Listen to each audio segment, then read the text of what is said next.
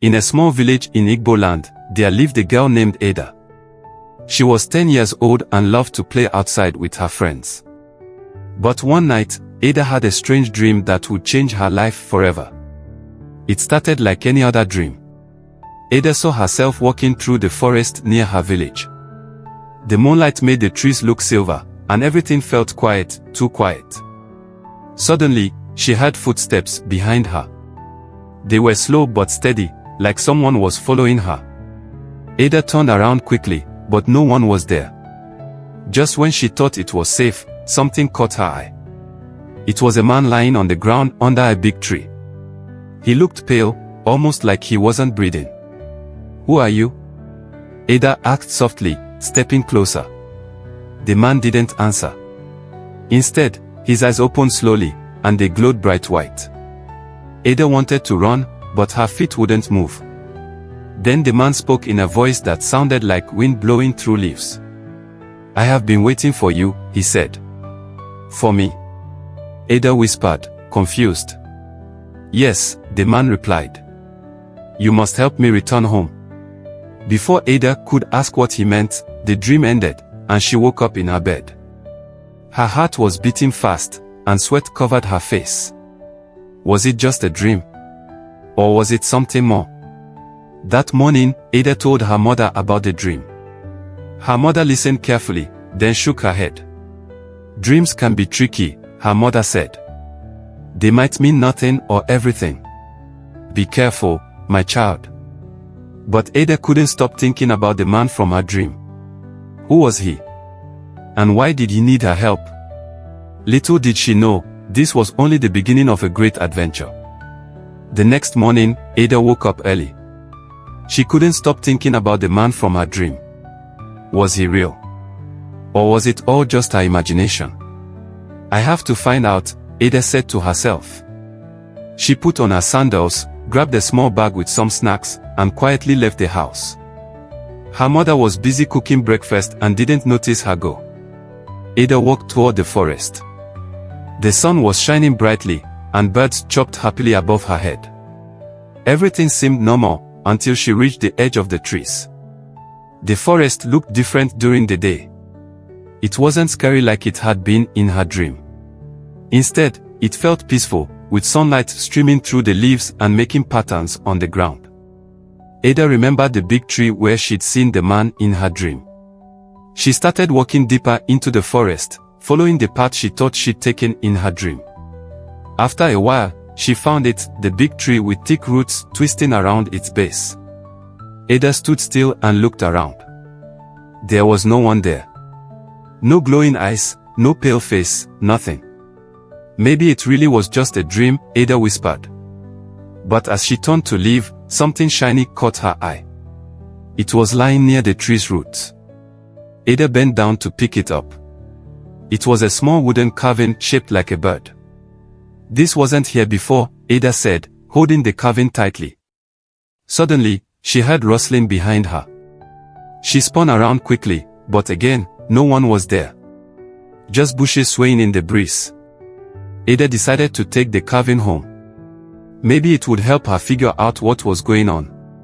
As she walked back to the village, she kept looking over her shoulder. Something told her this wasn't over, not by a long shot. That evening, Ada sat outside her hut, staring at the wooden bird carving. She wondered who had made it and why it was under the big tree. Her little brother, Namdi, came over and asked, "What's that?" "It's a bird," Ada replied. "I found it in the forest today." Namdi reached out to touch it, but Ada pulled it away. "Don't touch it. I don't know if it's safe yet." Namdi pouted and ran off to play with his friends. Ada sighed and looked at the carving again. It was beautifully made, with tiny details on the feathers. Night fell quickly, and soon the stars were twinkling in the sky. Ada went inside and lay down on her mat. But sleep wouldn't come.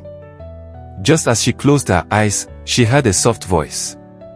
"Thank you for taking care of my bird." Ada's eyes flew open. Sitting at the foot of her bed was the same man from her dream, the one with glowing white eyes. "You?" Ada gasped, sitting up. You're real.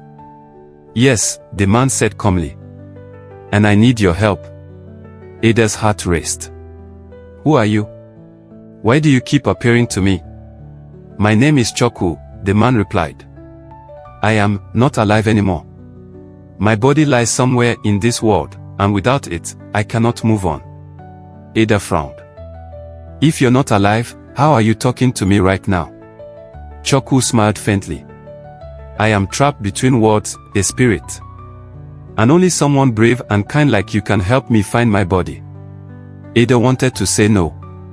This was too strange, too scary. But then she remembered the wooden bird carving. Someone had gone to great lengths to make it. Maybe Chukwu wasn't bad after all. Okay, Ada said finally. I'll help you. But you have to promise not to scare me anymore. Chukwu nodded. I promise. With that, he disappeared, leaving Ada wide awake and wondering what she had gotten herself into.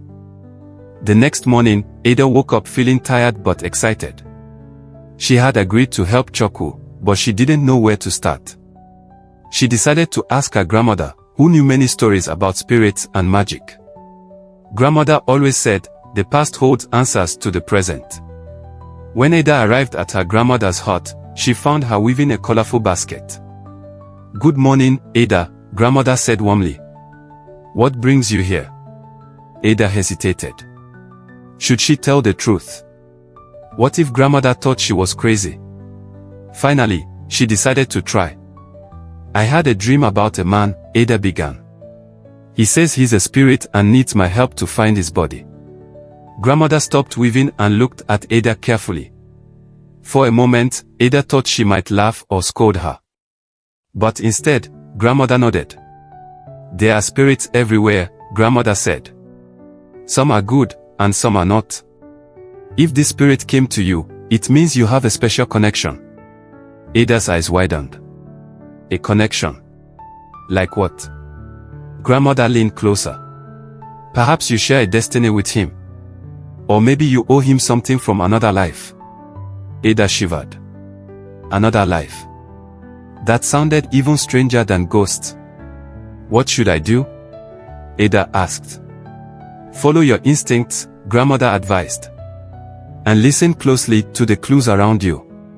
Spirits often leave signs for those willing to see them. Later that day, Ada returned to the forest. She brought the wooden bird carving with her, hoping it might lead her to more answers. Under the big tree, she noticed something she hadn't seen before, a trail of tiny footprints leading deeper into the woods. They looked like they belonged to an animal, but they glowed faintly in the sunlight. This must be a clue, Ada exclaimed. She followed the glowing footprints, her heart pounding with excitement. Wherever they led, she was sure it would bring her one step closer to finding Chukwu's body and solving the mystery of the man who haunted her dreams. Ada followed the glowing footprints deeper into the forest. The trees grew thicker, and the air felt cooler. She could hear birds chirping high above, but something else caught her attention, a strange rustling sound coming from the bushes. Who's there? Ada called out nervously. The rustling stopped for a moment, then started again. Suddenly, a small monkey jumped out of the bushes and landed in front of her. It was unlike any monkey Ada had ever seen.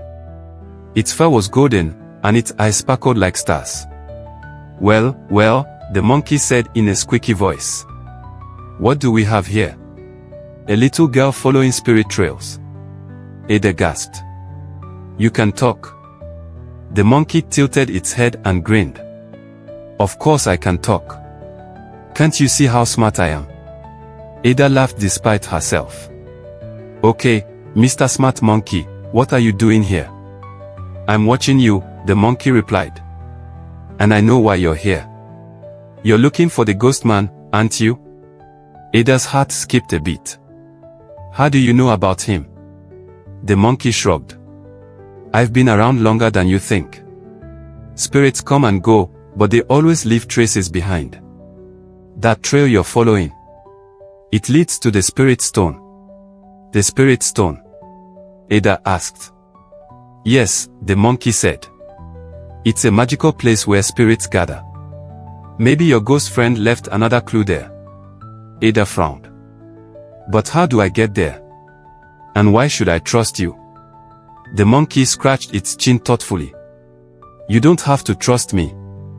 But if you want to help your ghost friend, I suggest you follow the trail. Oh, and bring some bananas, monkeys love bananas. With that, the monkey disappeared back into the bushes, leaving Ada alone again. She looked down at the glowing footprints. They seemed to shine brighter now, as if urging her forward. Taking a deep breath, Ada continued walking, determined to find the spirit stone, and hopefully, more answers about Chukwu. After what felt like hours, Ada finally reached the end of the glowing trail. Before her stood a massive rock shaped like a giant turtle. It was covered in moss and vines, and strange symbols were carved into its surface. This must be the spirit stone, Ada whispered. As she approached, the symbols began to glow faintly, just like the footprints had. Ada reached out to touch the stone, but a voice stopped her. Don't touch it yet. Ada spun around and saw the golden monkey perched on a nearby branch. Why not? Ada asked. Because it's dangerous, the monkey replied. Only those who know the right words can activate the stone without getting cursed. Ada groaned. Great. How am I supposed to know the right words? The monkey hopped down from the tree and walked over to her. That's where I come in. I'll teach you the words, but first, you need to prove you're worthy. How do I do that? Ada asked. The monkey pointed to a pile of rocks near the spirit stone. Move those rocks aside. There's something hidden underneath. Ada did as she was told. Beneath the rocks, she found an old wooden box. Inside the box was a piece of paper with strange writing on it. What does this say? Ada asked, holding up the paper. It's a riddle, the monkey explained. Solve it, and you'll unlock the next step. Ada read the riddle aloud. I speak without a mouth and hear without ears. I have no body, but I come alive with wind. What am I? Ada thought hard. Then it hit her. An echo. The monkey clapped its tiny hands. Very good. Now, repeat these words to the spirit stone. Echoes guide me, truth reveals. Ada faced the stone and spoke the words clearly. The symbols glowed brighter, and a soft hum filled the air. Suddenly, the ground trembled, and a small compartment opened in the stone. Inside was another clue, a map made of animal skin. This map will lead you closer to your ghost friend's body, the monkey said. But beware, the path ahead is full of dangers. Ada nodded. Thank you, she said to the monkey. The monkey grinned. You're welcome. Just remember, bananas. With the map in hand, Ada set off once again, ready to face whatever lay ahead. The map led Ada to a wide river that separated her from the next part of her journey. The water flowed fast, and the current looked strong. How am I supposed to cross this? Ada wondered aloud. Just then, she heard splashing sounds. Turning her head, she saw a crocodile slowly making its way toward her. Ada froze. Crocodiles weren't known for being friendly. But instead of attacking, the crocodile spoke in a low, gravelly voice. Are you the one seeking the lost spirit? Ada swallowed her fear and nodded. Yes. I'm trying to help my friend find his body. The crocodile chuckled. Brave child. Many have tried to cross my river, but few succeed. If you wish to pass, you must answer my question. Ada crossed her arms. What's the question? The crocodile smirked. If you take 3 steps forward and 2 steps back, how many steps does it take to move 10 steps forward? Ada thought carefully. After a moment, she smiled. 14 steps. The crocodile blinked in surprise. Correct. Very well, you may cross. To Ada's astonishment, the crocodile turned sideways and stretched itself across the river, forming a bridge. Hurry, the crocodile said. But tread lightly. Ada stepped onto the crocodile's scaly back and carefully made her way across. When she reached the other side, she turned and waved. Thank you, she called out. The crocodile dipped its head and slid back into the water. Ada unfolded the map again. The next destination was marked as the Cave of Whispers. Whatever that meant, she knew she was getting closer to solving the mystery of Chukwu's body. Ada followed the map until she reached a rocky hillside with a dark opening at its base. This had to be the Cave of Whispers. The entrance looked narrow and cold, like a mouth waiting to swallow her whole. She hesitated for a moment. What if something bad happens inside, she whispered to herself. But then she remembered Chukwu's glowing eyes and his plea for help. Taking a deep breath, Ada stepped inside. The cave was darker than she expected. She couldn't see anything at first, so she used her hands to feel along the walls. As she moved deeper, faint whispers began to fill the air. Who goes there? One voice hissed. Why have you come? Another asked. Ada stopped walking. Her heart raced as the voices grew louder, swirling around her like wind. I'm here to help a friend, Ada said bravely. The whispers paused for a moment, then started again. Prove yourself worthy, they said in unison. Suddenly, the ground beneath Ada lit up with glowing runes. They formed a circle around her, trapping her in place. In the center of the circle appeared a shadowy figure, a woman dressed in tattered robes. You seek answers, child, the woman said. But knowledge comes at a price. What price? Ada asked nervously. A test of courage, the woman replied. Face your deepest fear, and you shall receive what you seek. Before Ada could respond, the cave transformed. The walls shifted, and she found herself standing in a familiar place, her own home. But something was wrong. Everything was dark and silent, as if the world had ended. In the corner of the room, she saw her mother lying motionless on the floor. No! Ada cried, rushing to her side. But when she touched her mother, her hand passed right through. It's an illusion, a voice reminded her. It was Chukwu's voice, soft but clear. Ada closed her eyes and took a deep breath. This isn't real, she told herself. When she opened her eyes, the illusion vanished. She was back in the cave, surrounded by glowing runes. Well done, the shadowy woman said. You have faced your fear. Here is your reward. A small pouch floated toward Ada. Inside were 3 shiny stones that shimmered like moonlight. These are spirit stones, the woman explained. They will protect you from harm. Use them wisely. With that, the glowing runes faded, and the whisper stopped. Ada clutched the pouch tightly and hurried out of the cave. She didn't know it yet, but these stones would save her life very soon. As Ada left the cave, the map showed her next destination, a grove called the Heart of the Forest. According to the map, this was where Chukwu's body might be hidden. Excited but cautious, Ada pressed onward. Along the way, she noticed the forest growing denser and darker. The cheerful birdsong she'd heard earlier was replaced by eerie silence. Suddenly, a loud growl echoed through the trees. Ada froze. Out of the shadows emerged a massive leopard with glowing green eyes. Who dares enter my domain? The leopard roared. Ada held up her hands. I mean no harm. I'm just trying to find something important. The leopard circled her slowly, its tail swishing menacingly. Many humans come here seeking treasure or power. Few live alive. I'm not here for treasure, Ada said quickly. I'm helping a spirit named Chukwu. His body is lost somewhere in this forest, and I need to find it. The leopard stopped pacing and stared at her. Chukwu. The cursed one. Yes, Ada replied. Do you know him? The leopard sat back on its haunches and sighed. He was once a great warrior, betrayed by those he trusted most. His body lies beyond my territory, guarded by ancient magic. If you wish to pass, you must prove your worthiness. How do I do that? Ada asked. The leopard grinned, revealing sharp teeth. By defeating me in battle, or with. Ada gulped. Fighting a leopard sounded impossible, but maybe she could outsmart it. Alright, she said. What's your challenge? The leopard flicked its tail. I give you 3 riddles. Answer them all correctly, and I'll let you pass. Fail, and it left the threat hanging.